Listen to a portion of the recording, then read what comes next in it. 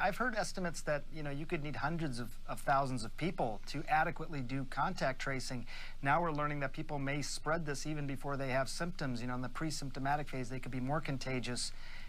Do we have enough infrastructure to contact trace the way that we need to? I think that's why the criteria that you can see the gates that are that the federal government criteria that you can see the gates that are that the federal government has recommended are fair. You can see the gates that the federal government has recommended are fairly strict, and that's to give states really the time to really set up exactly how they're going to contact trace with the CDC in the background as supporting. And I think those two pieces together will really need to move forward over the next few weeks. As Dr. Fauci， 我注意到，在美国也会有一些网友甚至攻击您，说病毒是从您疫苗的这个研制过程中出来的。您在用什么样的心态面对这种声音？ I'd say it's an ironic if you take somebody who's doing their best to get the world ready and putting, in my case, billions of dollars into these tools for infectious diseases and really trying to solve broadly infectious diseases, including those that can cause pandemics. But that, we're in a crazy situation, so there's going to be crazy rumors. I hope, whether it's individuals or countries, that in some ways this shows us how interdependent we are, that to stop a global pandemic, we need to find whoever's the best, whatever the best vaccine construct are, the best drugs, and we need to make it without just focusing on one country. We need to make it for the entire world, including for countries that don't have the resources to pay for vaccine research or vaccine factories. They're actually, in many ways, should be the priority for what we do. So, there's lots of attacks out there. In general, people have been very positive.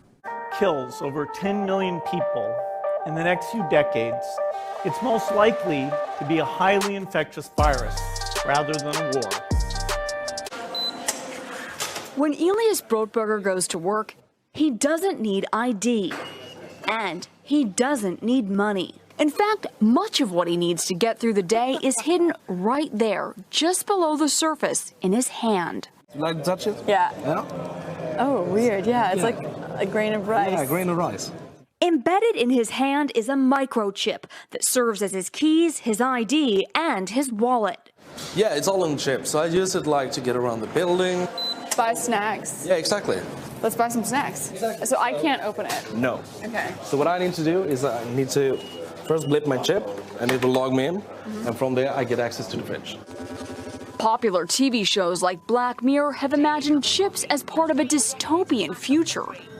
Install ingrain procedure with local anesthetic and you're good to go. In Sweden, the microchips are already here. The microchip implants use the same technology that's in contactless credit cards, which have made cash pretty much obsolete in Sweden. No cash. At this tech fair, a chipping event for those on the cutting edge, merging their hands with this new technology. I thought it would be fun, right? The process is simple and swift. A pinch of the skin, and in a matter of seconds, the chip is inserted. The transformation is complete. As for the pain, I barely felt it.